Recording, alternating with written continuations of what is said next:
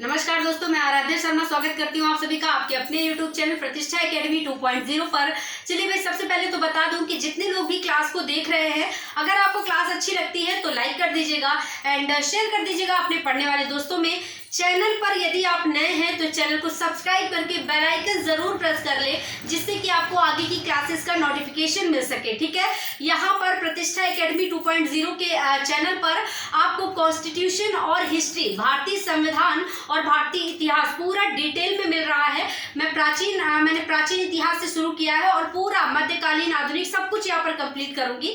तो अगर आप जुड़ना चाहते हैं तो चैनल को सब्सक्राइब करके बेल आइकन जरूर प्रेस कर लें आगे के नोटिफिकेशंस पाने के लिए। ठीक है, चलिए तो शुरू करते हैं आज की क्लास को। आज का हमारा टॉपिक क्या है? आज का हमारा टॉपिक है भारतीय संविधान के 25 भाग पार्ट 2। ठीक है, ये है हमारा पार्ट 2, भारतीय संविधान के 25 भाग। पार्ट 1 हम पढ़ चुके हैं।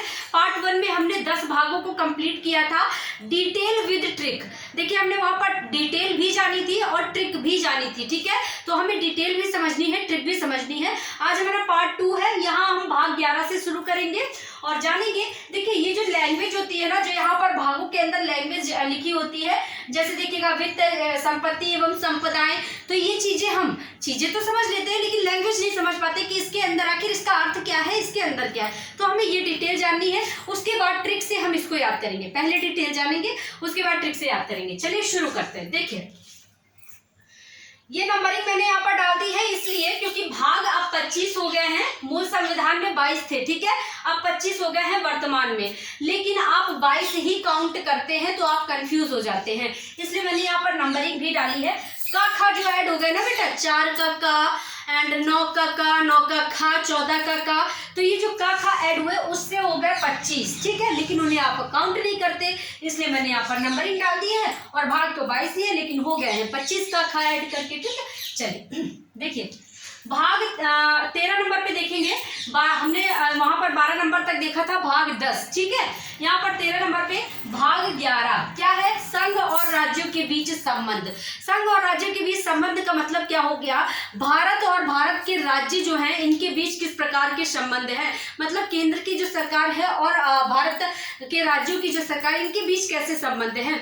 आप देखते हैं कई सारी जगहों पर, कई सारे विषयों पर केंद्र की जो सरकार होती है ये राज्य के प्रति कई सारे कानून बना देती है। ठीक है, कानून बना सकती है, ऐसा इसके पास अधिकार है। तो वही यहाँ पर रखा गया भाग 11 में, संघ और राज्यों के बीच संबंध। ठीक है, चलिए नेक्स्ट देखते हैं भाग 12। 14 नंबर पे भाग 12, वित्त एवं संपत्ति संपदाएं।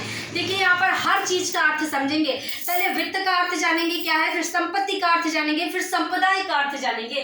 वित्त का मतलब क्या हो गया? वित्त का मतलब हो गया पैसा। वित्त मतलब पैसा, आप जानते हैं।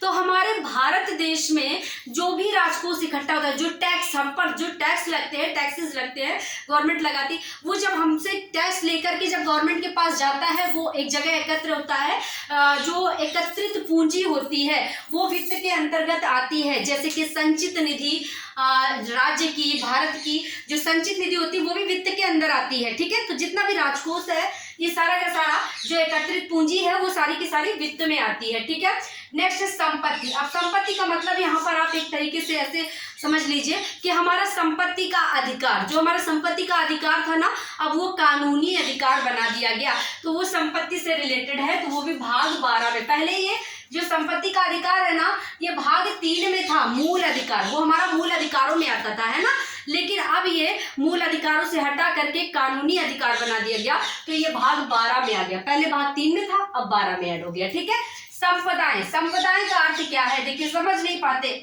संपदाएं का अर्थ है जैसे हमारी पुरानी रियासतें हैं, जैसे कि हमारे भारत में बहुत सारे देखते हैं, ताजमहल है, कुतुब मीनार है, लाल किला है, तो ये सारी की सारी रियासतें है ना, पुरानी विरासतें हैं, पुरानी, है ना, इसे कहेंगे संपदाएं। इन्हीं को हमारा भारत जो है, भारत देश, भारतीय सरकार जो है ये संजो कर रखे हुए हैं, उन पर मरम्मत करवाते हैं सब कुछ, तो संपदाएं ये हमारी पुरानी है। ठीक है, वो भी भाग 12 के अंतर्गत रखी गई है। नेक्स्ट है देखिए 15 नंबर पे भाग 13 को देखेंगे, भारत के राज्य क्षेत्र के भीतर व्यापार, वाणिज्य और समागम। ठीक है, भारत के राज्य क्षेत्र के भीतर मतलब भारत के भीतर किसी भी राज्य में आप व्यापार वाणिज्य कैसे कर सकते हैं, और समागम का मतलब कि वहां पर आप किस प्रकार निवास कर सकते हैं। ठीक है, इस चीज का वर्णन जो है ये भाग 13 में दिया गया है। मतलब आप भारत के किसी भी राज्य में अगर व्यापार करना चाहते हैं तो किस किस कंडीशंस का आपको फॉलो करना पड़ेगा, या आप वहां पर समागम मतलब रहना चाहते हैं तो कौन कौन सी कंडीशंस आपको फॉलो करनी पड़ेंगी, तो ये भाग 13 में रखा गया है। ठीक है, चलिए नेक्स्ट 16 नंबर पे देखेंगे भाग 14। देखिए संघ और राज्यों के अधीन सेवाएं। संघ और राज्यों के अधीन सेवाओं से मतलब हो गया, जैसे आप देखते हैं यूपीपीसीएस है, पीसीएस है, जैसे कि संघ लोक सेवा आयोग, राज्य लोक सेवा आयोग। ठीक है, तो ये सारे के सारे जो है ये भाग 14 में रखे गए हैं। ठीक है, चलिए नेक्स्ट देखते हैं, तो ये हो गया संघ और राज्यों के अधीन सेवाएं। नेक्स्ट देखते हैं भाग 14 का। देखिए ये बाद में जोड़ा गया 14 का अधिकरण। अधिकरण का मतलब क्या हो गया, आधार, मतलब कि हमारा जो भारतीय संविधान है इसका आधार किस प्रकार का है, भाग 14 का जोड़ा गया। ठीक है, चलिए नेक्स्ट देखते हैं 18 पे भाग 15 मोस्ट इंपॉर्टेंट है, निर्वाचन। निर्वाचन मतलब चुनाव से संबंधित है ये। ठीक है, चलिए भाई, तो निर्वाचन भाग 15 हो गया। अब यहाँ पर समझ लीजिएगा कि निर्वाचन आयोग की स्थापना कब हुई, तो देखिएगा 25 जनवरी 1950 को। ठीक है, निर्वाचन आयोग की स्थापना है, लिख लीजिए स्थापना। ठीक है बेटा, निर्वाचन जो कि भाग 15 से रिलेटेड है। अब देखिए इसी दिन को 25 जनवरी को ही राष्ट्रीय मतदान दिवस भी मनाया जाता है, मतदाता दिवस। ठीक है, हम मतदान करते हैं ना, तो राष्ट्रीय मतदाता दिवस 25 जनवरी को। क्यों? क्योंकि इसी दिन निर्वाचन आयोग की स्थापना हुई थी, है ना।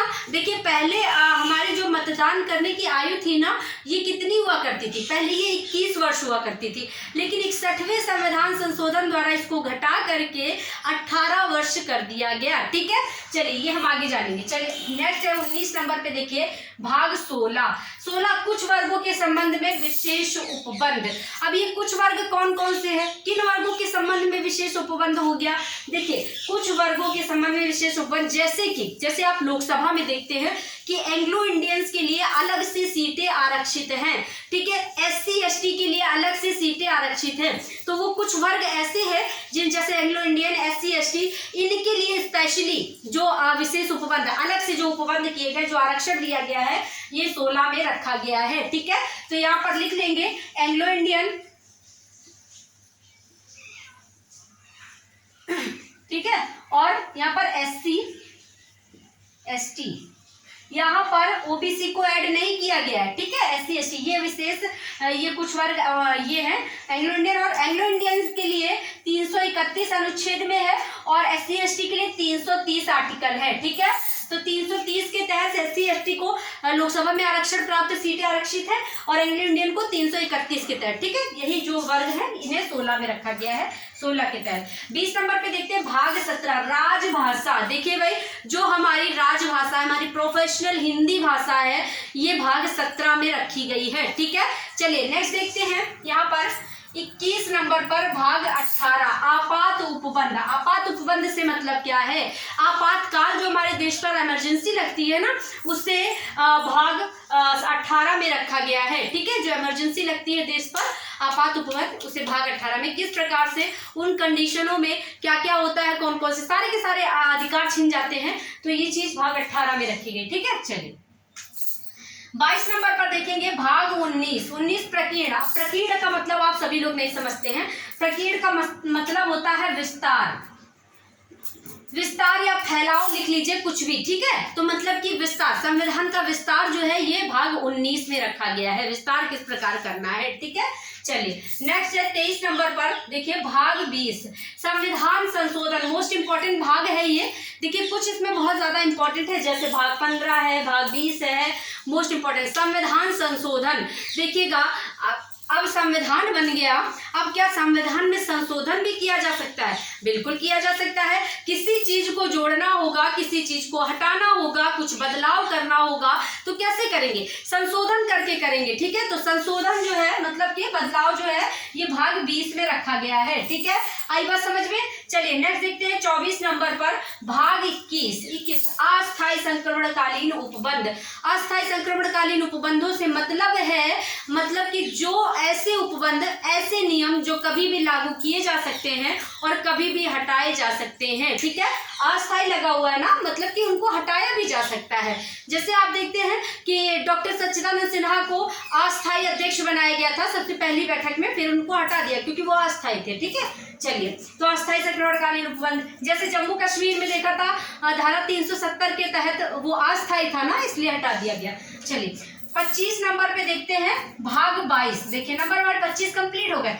संक्षिप्त नाम प्रारंभ, हिंदी में प्राधिकृत पाठ और निरसन। मतलब समझ ही नहीं पाते क्या है, देखिएगा समझिएगा मतलब क्या है इसका। देखिए संक्षिप्त नाम का मतलब क्या हो गया? संक्षिप्त नाम हमारे भारतीय संविधान का जो नाम है उसे भाग 22 में रखा गया है। अब भारतीय संविधान का नाम क्या है कहेंगे तो भारतीय संविधान का नाम है भारत का संविधान या भारतीय संविधान, ठीक है, जो आप कहते रहते हैं, ठीक है। नेक्स्ट देखिए प्रारंभ। अब देखिए प्रारंभ का मतलब क्या हो गया? जब हमारा संविधान बना, उसका प्रारंभ हुआ बनने का, तो उस प्रारंभ को यहाँ पर भाग 22 में रखा गया है, ठीक है। संविधान का प्रारंभ ठीक किस प्रकार होगा। इसके बाद हिंदी में प्राधिकृत पाठ। अब हिंदी में प्राधिकृत पाठ का मतलब क्या हो गया? हमारा जो भारतीय संविधान, जो नाम है ना भारतीय संविधान का, भारतीय संविधान, ये पहले इंग्लिश में लिखा गया, ठीक है, लेकिन बाद में इसका हिंदी अनुवाद किया गया। तो वही जो है हिंदी अनुवाद किया गया ना, जो वो भाग 22 में रखा गया कि भाई अब इसका हिंदी अनुवाद किस प्रकार किया जाएगा, भाग 22 में। तो हिंदी में प्राधिकृत पाठ, ठीक है, संविधान के बारे में। आगे बात समझ लें निरसन। अब निरसन का मतलब क्या हो गया?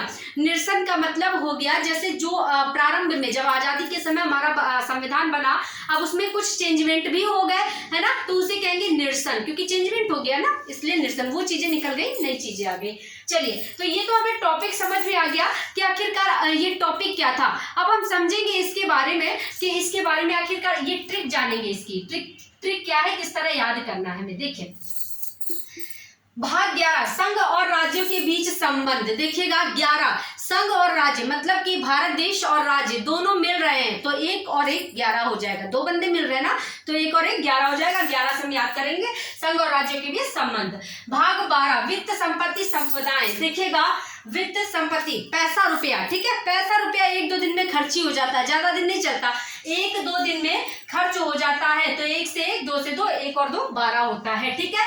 13 भारत के राज्य क्षेत्र के भीतर व्यापार, वाणिज्य और समागम। देखिएगा कोई कह रहा है कि 13 भारत में व्यापार करने का कोई अधिकार नहीं, 13 कोई अधिकार नहीं, चलो निकलो यहाँ से, ठीक है। ऐसा ब्रिटिश वासियों को बोलना चाहिए था कि भारत में उनका कोई अधिकार नहीं था व्यापार करने का, फिर भी आ गए, तो 13 से 13 हो जाएगा। और भारत में व्यापार, वाणिज्य और समागम तो याद हो जाएगा, ठीक है। नेक्स्ट देखते हैं यहाँ पर, देखिए 14 संघ और राज्य के अधीन सेवाएं। अब संघ लोक सेवा आयोग, राज्य लोक सेवा आयोग, तो राज्य की संघ की सेवा करने में कैसा सौदा भाई, तो कैसा सौदा, 14 से 14 याद कर ले, सॉरी ये वाला है 14 से 14, और कैसा सौदा किसका, संघ और राज्य की सेवाएं करने में, तो संघ और राज्य के अधीन सेवा। चलिए नेक्स्ट 14 का अधिकरण, इसको आप खुद याद कर लेंगे, अधिकरण कोई दिक्कत नहीं है। चलिए भाग 15 निर्वाचन। देखिए हमने अभी बताया था कि पहले आयु 21 वर्ष थी, बाद में 18 कर दी गई, लेकिन हम मानेंगे ट्रिक के लिए, हम मानेंगे कि हमें निर्वाचन मतलब मतदान करने की आयु कितनी रखनी है, 15 वर्ष वाले ही मतदान कर सकते हैं, बाकी नहीं। तो 15 भाग जो है निर्वाचन से रिलेटेड हो जाएगा, ये सिर्फ मानने के लिए है, ठीक है।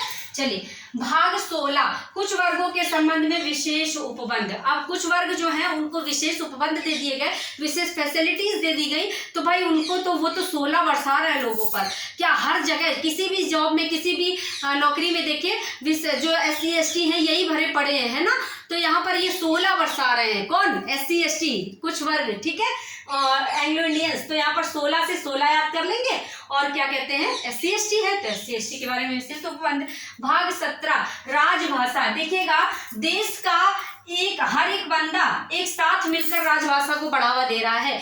देश का हर बंदा एक साथ मिलकर राजभाषा को बढ़ावा दे रहा है। तो 1 से 1, 7 से 7, 1 और 7 17 और राजभाषा को बढ़ावा दे रहा है तो राजभाषा हो जाएगा।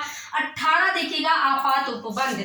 देखिए जब आपातकाल लगता है ना, इमरजेंसी लगती है, अच्छों की ऐंठ निकल जाती है, एक की ऐंठ निकल जाती है ना, तो 1 से 1 और 8 से 8 हो जाएगा, 18 हो जाएगा। 1 और 8 18। जब आपातकाल लगता है एक की ऐंठ निकल जाती है।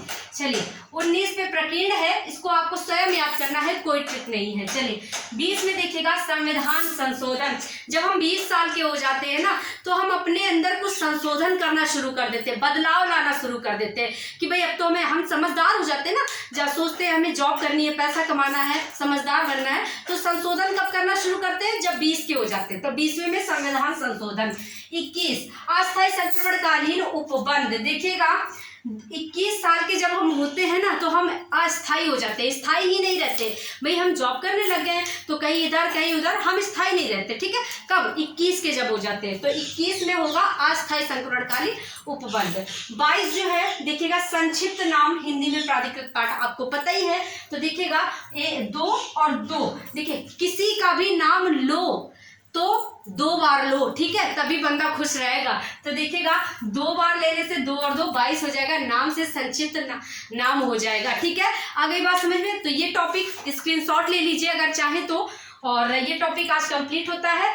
फिर मिलते हैं अगली क्लास में, तब तक के लिए सभी को टाटा बाय बाय, नमस्कार।